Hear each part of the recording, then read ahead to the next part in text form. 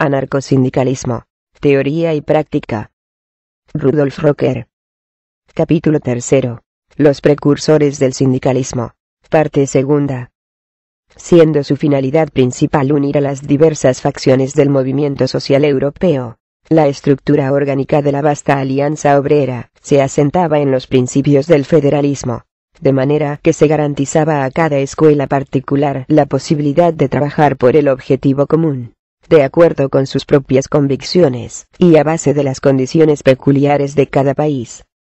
La Internacional no defendía ningún sistema social definido. Era más bien expresión de un movimiento cuyos principios teóricos maduraban lentamente en las luchas prácticas de la vida cotidiana, y que tomaba más clara forma a cada etapa de su pujante crecimiento. La primera necesidad era acercar más entre sí a los obreros de unos y otros países, hacerles comprender que su esclavitud económica y social tiene en todas partes idénticas causas, y que, por consiguiente, la expresión de su solidaridad debía ir más allá de las fronteras artificiales del Estado, en vista de que éste no se hallaba ligado a los presuntos intereses de la nación, sino a una parte, la de la clase a que esos intereses pertenecen. Los esfuerzos prácticos de aquellas secciones para terminar con la importación de esquiroles extranjeros en épocas de forcejeo industrial, y para facilitar asistencia moral y material a los trabajadores militantes de todo el mundo por medio de colectas internacionales, contribuyó más que las más bellas teorías al desarrollo de una conciencia internacional proletaria. Dieron al trabajador una enseñanza práctica sobre filosofía social. Es un hecho que después de toda huelga importante, la afiliación a la Internacional subía magníficamente, y la convicción de su natural coherencia y homogeneidad se robustecía constantemente. Así la Internacional se convirtió en la gran maestra del movimiento socialista obrero, y hacía que el mundo capitalista se afrontase con el mundo internacional del trabajo, cada vez más ligado, en su conjunto, por firmes lazos de solidaridad proletaria. Los dos primeros congresos de la Internacional, en Ginebra de 1866, y en Lausana al año siguiente, se caracterizaron por un espíritu relativamente moderado. Constituyeron los primeros esfuerzos en la tentativa de un movimiento que iba cobrando poco a poco la idea clara de su misión, y que pugnaba por hallar expresión definida.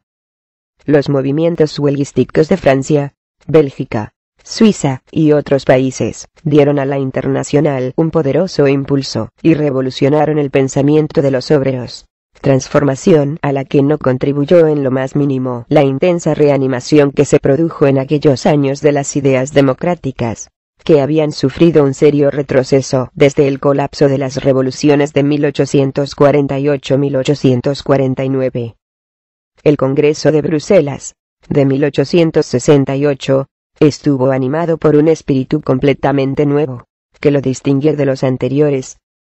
Se tuvo la sensación de que los trabajadores abrían en todas partes los ojos a una nueva existencia, y cada día se sentían más seguros del objetivo de sus afanes. Por una gran mayoría, el Congreso se pronunció en favor de la colectivización de la tierra y de los demás medios de producción, y recomendó a las secciones de todos los países que se propusieran este objetivo sin descanso, de manera que en un próximo congreso se pudiera llegar a una conclusión clara sobre el asunto. Con esto la Internacional tomó un carácter complementado con la tendencia anarquista que preponderaba entre los trabajadores de los países latinos. La resolución encaminada a preparar a los obreros para llevar a efecto la huelga general con objeto de cortar el peligro de una guerra temida, puesto que ellos constituían la única clase que podía, con su intervención enérgica, evitar la matanza en masa organizada, da fe del espíritu que animaba, por entonces, a la Internacional. En el Congreso de Basilea de 1869, el desarrollo ideológico de la Gran Alianza Proletaria llegó a su cenit. El Congreso no se ocupó más que de cuestiones que tuvieran una relación inmediata con los problemas de la clase trabajadora. Ratificó las resoluciones aprobadas en el Congreso de Bruselas relativas a la propiedad de los medios de producción, dejando abierto el camino a las cuestiones de la organización del trabajo. Pero los interesantes debates del Congreso de Basilea demuestran claramente que aquellos sectores más avanzados de la Internacional ya se habían adelantado a estudiar estas cuestiones. Es más, habían llegado a conclusiones diáfanas sobre el particular, así lo denotan singularmente las manifestaciones que se hicieron, relativas a la importancia que, para la clase trabajadora, tenía la organización en sindicatos. En el informe que a este propósito presentó Eugenio Ins, en nombre de la Federación Belga, aparecía por primera vez un punto de vista completamente nuevo, que ofrecía un indudable parecido con ciertas ideas de Owen, y del movimiento laborista inglés de 1830. Para que esto sea debidamente comprendido hay que observar que las varias escuelas del socialismo de Estado, o no concedían la menor importancia a los sindicatos, o a lo sumo les atribuían un interés secundario. Los blanquistas franceses no veían en las organizaciones por oficios más que un movimiento reformista del que nada querían saber, ya que la finalidad concreta de aquellos era la instauración del socialismo de Estado. Fernando Lasalle dirigió todos sus esfuerzos a fundir a los obreros en un partido político, y era un declarado contrincante de todos los esfuerzos sindicales, en los que no veía más que un estorbo a la evolución política de la clase trabajadora. Marx, y más especialmente sus amigos alemanes de la época, reconocieron, cierto, la necesidad de las uniones sindicales, para recabar ciertas mejoras dentro del sistema social capitalista, pero estimaban que su función no iba más allá, y que con la abolición del capitalismo desaparecerían, ya que la transición al socialismo no podía ser guiada sino por una dictadura proletaria. Esta idea fue por primera vez objeto de un minucioso estudio crítico en Basilea. En el informe belga que Ins sometió al Congreso, los puntos de vista expuestos, compartidos por los delegados de España, la Suiza jurásica, como también de una parte considerable de las secciones francesas, se establecía con toda claridad que las organizaciones sindicales de los trabajadores no solo tenían derecho a existir en las actuales circunstancias sociales, sino que debían ser consideradas como las células sociales de un próximo orden socialista, y por tanto, era de incumbencia de la Internacional educarlas para tal desempeño. En consecuencia, el Congreso adoptó la siguiente resolución. El Congreso declara que todos los trabajadores debieran esforzarse en el establecimiento de asociaciones de resistencia de los diversos ramos. Tan pronto como sea formada una unión sindical, debe darse noticia de ello a los sindicatos de la misma industria, con objeto de dar comienzo a la constitución de alianzas nacionales. Estas alianzas tendrán por misión reunir todo el material concerniente a la industria respectiva, advertir cuáles debieran ser las medidas que convendría tomar en común, y velar por la aplicación de las mismas hasta el final, es decir, hasta que el actual sistema de salarios sea sustituido por la Federación de Productores Libres. El Congreso se dirige al Consejo General para que sean tomadas las providencias conducentes a la alianza de los sindicatos obreros de todos los países. En su exposición, Ins argumentaba así. Por medio de esta doble forma de organización de agrupaciones locales de obreros y federaciones generales de industrias, por una parte, y por otra la administración política de los comités, la representación general del trabajo regional, nacional e internacional será facilitada. Los consejos de las organizaciones industriales y comerciales sustituirán al actual gobierno, y esta representación del trabajo descartará, de una vez para siempre, los gobiernos del pasado. Esta idea nueva y fructífera brotó del reconocimiento de que toda nueva forma de vida económica debe ir acompañada de una nueva forma política de organización social, y sólo así puede llegar a tener expresión práctica.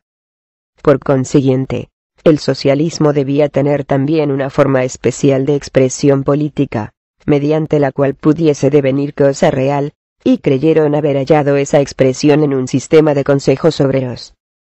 Los países latinos, que es donde la Internacional halló mayor apoyo, desarrollaron su movimiento a base de lucha económica y grupos de propaganda socialista, trabajando según la orientación dada por el Congreso de Basilea en sus resoluciones.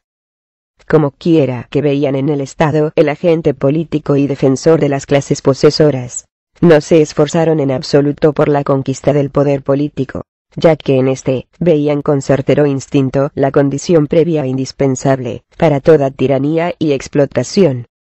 Es decir, no optaron por imitar a las clases burguesas ni organizaron un partido político que preparase el terreno para una nueva clase de políticos profesionales, cuya meta fuese la conquista de los poderes de gobierno. Entendían que al mismo tiempo que se destruyera el monopolio de la propiedad había que destruir el monopolio del poder, si se quería dar una plasmación completamente nueva a la vida social. Partiendo de la convicción de que el dominio del hombre sobre el hombre había prescrito, buscaban la manera de familiarizarse con la administración de las cosas. Y por ello, a la política estatal de los partidos, opusieron la política económica de los trabajadores. Entendían que la reorganización de la sociedad, según un modelo socialista, debía llevarse a la práctica por medio de diversas ramas industriales, y de las zonas agrarias de la producción. De esta visión, nació la idea de establecer un sistema de consejos obreros.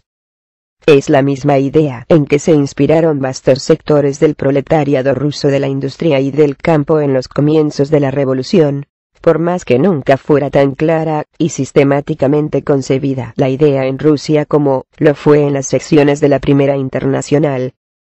Los obreros bajo el zarismo estaban faltos de la requerida capacitación intelectual para ello. Pero el bolchevismo puso bruscamente fin a aquella fecunda idea, pues el despotismo, o dictadura, se muestra en contradicción irreconciliable con la concepción constructiva del sistema de consejos, es decir, con la reconstrucción socialista de la sociedad, efectuada por los productores mismos. La tentativa de combinar ambas cosas por la fuerza, ha dado por fruto esa burocracia sin alma que tan desastrosa ha resultado para la revolución en Rusia. El sistema de consejos no tolera ningún género de dictadura, por provenir de postulados diametralmente opuestos.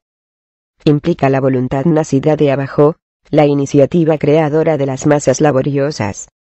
Bajo la dictadura, en cambio, solo subsiste la estéril voluntad que parte de arriba, que no consiente la actividad creadora, y que proclama como ley suprema para todos la ciega sumisión.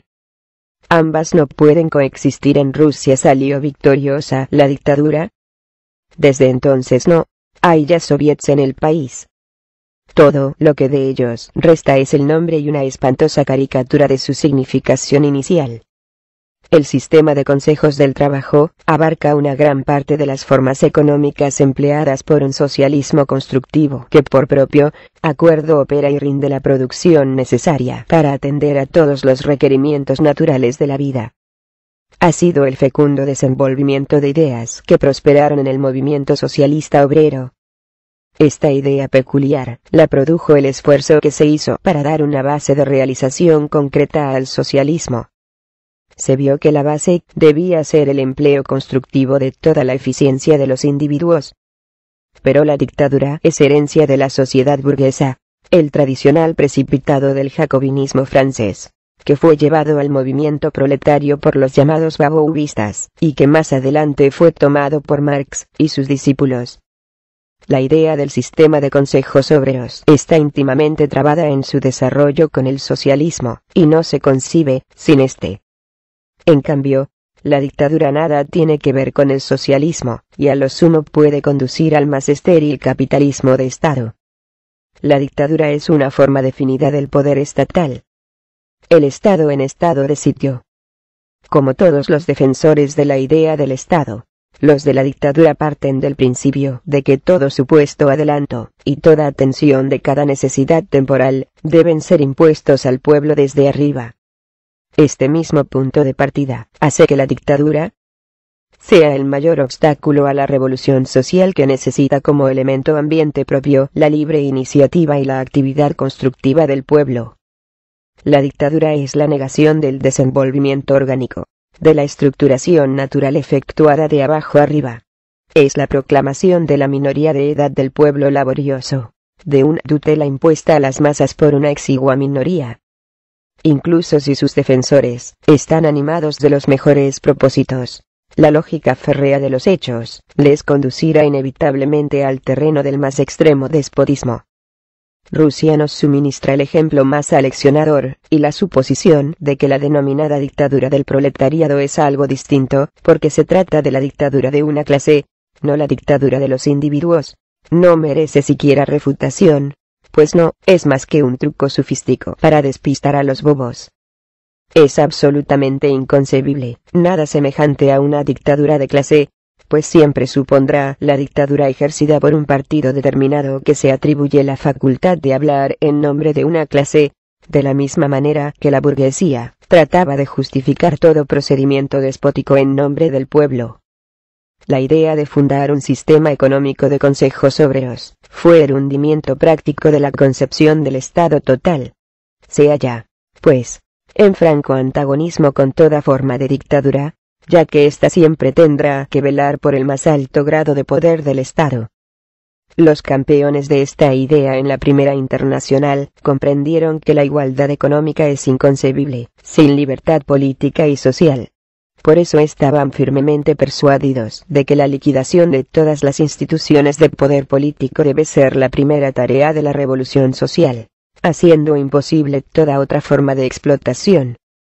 Creían que la Internacional de los Trabajadores estaba destinada a agrupar gradualmente a todos los auténticos trabajadores en sus filas, y derribar al mismo tiempo el despotismo económico de las clases posesoras, entendiendo con ellas también todas las instituciones políticas coercitivas del Estado capitalista, para sustituirlas por un nuevo orden de cosas. Esta convicción la sostenían todas las secciones libertarias. He aquí cómo se expresaba Bakunin. Puesto que la organización de la Internacional no tiene por finalidad el establecimiento de nuevos estados o déspotas, sino la extirpación radical de toda soberanía separada, debe tener una organización completamente distinta de la del Estado. Y precisamente en el mismo grado en que este último es el autoritario, artificial y violento, ajeno y hostil al desenvolvimiento de los intereses y el instinto del pueblo, en ese mismo grado, digo, la organización de la Internacional debe ser libre, natural, y en todos los sentidos concordante con esos intereses e instinto. Pero ¿cuál es la organización natural de las masas? Es una organización basada en las múltiples ocupaciones de su auténtica vida cotidiana, en sus diversos géneros de trabajo, es decir, una organización conforme a sus ocupaciones, sus organizaciones profesionales. Cuando todas las industrias, incluso las varias ramas de la agricultura, estén representadas en la Internacional, su organización, la organización de las masas populares, será un hecho. De esta manera de pensar, nació también la idea de oponer al Parlamento burgués una Cámara del Trabajo, sugerencia que partió de las filas de los internacionalistas belgas. Las cámaras del trabajo tenían que representar al proletariado organizado de cada actividad económica o industria, y serían de su incumbencia todas las cuestiones de la economía social y de la organización económica sobre un fundamento socialista, con objeto de preparar prácticamente a los trabajadores para que sus organizaciones se hicieran cargo de los medios de producción y, con este espíritu, se encargasen de la preparación intelectual de los productores. Esas corporaciones tendrían además que encargarse de estudiar todas aquellas cuestiones de interés para los obreros que fuesen suscitadas en las cámaras burguesas, con objeto de contrastar la política de la sociedad burguesa con los puntos de vista de los trabajadores. Max Nettlau, en su libro Der Anarchismus von Proudhon zu Kropotkin, el anarquismo desde Proudhon hasta Kropotkin, cita un pasaje hasta ahora inédito de un manuscrito de Bakunin, muy revelador del criterio de este sobre el particular. Como todo este estudio práctico y vital de las ciencias sociales efectuado por los mismos trabajadores en sus secciones sindicales, y en esas cámaras, engendrará, como ya ha comenzado a hacer, en ellos la convicción unánime, bien meditada, demostrable en la teoría y en la práctica, de que una liberación de los trabajadores, seria, definitiva y completa, no es posible más que con una condición, o sea, la apropiación del capital, es decir, de las materias primas y de los utensilios de trabajo, incluyendo la tierra, por el cuerpo total del proletariado. la organización de los sindicatos por ramos, su federación en la Internacional y su representación en la Cámara del Trabajo, no solo crean una gran academia, en la que los obreros de la Internacional, combinando la teoría y la práctica, pueden y deben estudiar la ciencia económica, sino que llevan además en sí mismos los gérmenes vivos del nuevo orden social que ha de sustituir al mundo burgués. No solo engendran las ideas, sino los hechos del porvenir. Estas ideas serán al principio generalmente difundidas por las secciones de la Internacional, en Bélgica, Holanda, el Jura suizo, Francia y España, y dio al socialismo de la Gran Alianza Obrera un carácter peculiar que, con el desarrollo de los partidos políticos obreros en Europa, fue pasado por alto durante varios años, siendo España el único país en que no cejaba su fervor proselitista, como lo han demostrado los recientes acontecimientos ocurridos allí. Fueron activos propugnadores, hombres como Jaime Guillaume, Ademar Schwittgebel, Eugenio Barlin, Luis Pindi César de Paepe, Eugenio Ins, Héctor Denis, Guillermo de Greff, Víctor Arnould, R. Farga Pellicer, Gessen Tiñón, Anselmo Lorenzo, por no mencionar aquí más que a los más conocidos, todos ellos elementos respetados en la Internacional. El hecho es que la totalidad del desarrollo intelectual producido en la Internacional se debe al entusiasmo de esos elementos libertarios, que no recibieron estímulo ni de las fracciones partidarias del socialismo de Estado de Alemania, de Suiza, del tradeunionismo británico. Desde el momento en que la Internacional proseguía esa orientación general y, por los demás, respetaba el derecho de decisión de las federaciones por separado, lo cual quedaba estipulado en sus estatutos, ejerció una influencia irresistible sobre los trabajadores organizados. Pero esto cambió de pronto, cuando Marx y Engels empezaron a valerse de su posición en el Consejo General de Londres para hacer que participaran las federaciones nacionales, por separado, en la acción parlamentaria. Ocurrió en la desdichada Conferencia de Londres de 1871. Tal conducta era una flagrante transgresión, no solo del espíritu, sino de la letra del reglamento de la Internacional. No podía por menos de chocar con la resistencia de todos los elementos libertarios de la Internacional, tanto más cuanto que el asunto no había sido sometido anteriormente a un congreso para que se deliberase al respecto. Poco después de la Conferencia de Londres, la Federación Jurasiana hizo pública la circular de Sommier, en la que se protestaba de manera decidida e inequívoca por la osada presunción del Consejo General de Londres. Pero el Congreso de La Haya, de 1872, en el que, recurriendo a los más turbios y repensibles métodos, se formó una mayoría artificial, coronó la obra iniciada en la Conferencia de Londres, de convertir la Internacional en una máquina electoral. Y con objeto de evitar todo género de equívocos, el blanquista Eduardo Vaillant, en su alegato en defensa de la resolución propuesta por el Consejo General en favor de la conquista del poder político por parte de los trabajadores, agregó que una vez la resolución sea aprobada por el Congreso, y por tanto incorporada a la Biblia de la Internacional, todos los miembros de la misma vendrán obligados a acatarla, bajo pena de expulsión. Fue así como Marx y sus secuaces provocaron directamente la escisión en la Internacional, con todas las desastrosas consecuencias de la misma, para el desarrollo del movimiento obrero, e inauguraron el período de política parlamentaria que, por necesidad, tenía naturalmente que conducir al estancamiento intelectual y a la degeneración moral del movimiento socialista que se observa hoy en casi todos los países. Poco después del Congreso de La Haya, los delegados de las federaciones más importantes y enérgicas de la Internacional se reunieron en el Congreso antiautoritario de Saint-Imier, donde declararon nulas y vanas todas las resoluciones aprobadas en La Haya. De entonces data la división del campo socialista, entre los propugnadores de la acción revolucionaria directa y los que abogan por la política parlamentaria, separación que se ha agrandado con el tiempo, hasta hacerse insalvable.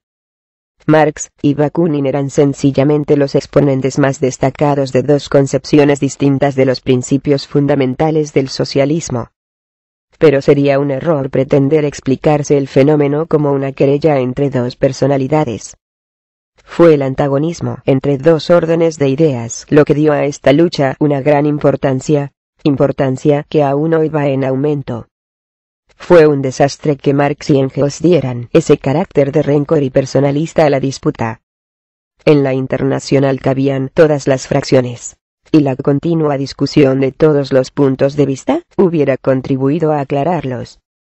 Pero el esfuerzo de someter todas las escuelas de pensamiento a una sola, una particular, y que, a fin de cuentas, no representaba más que a una pequeña minoría de la Internacional, no podía conducir más que a una escisión en la gran alianza de trabajadores, no podía hacer otra cosa, sino destruir a aquellos gérmenes promisores que tanta importancia tenían para el movimiento obrero en todos los países.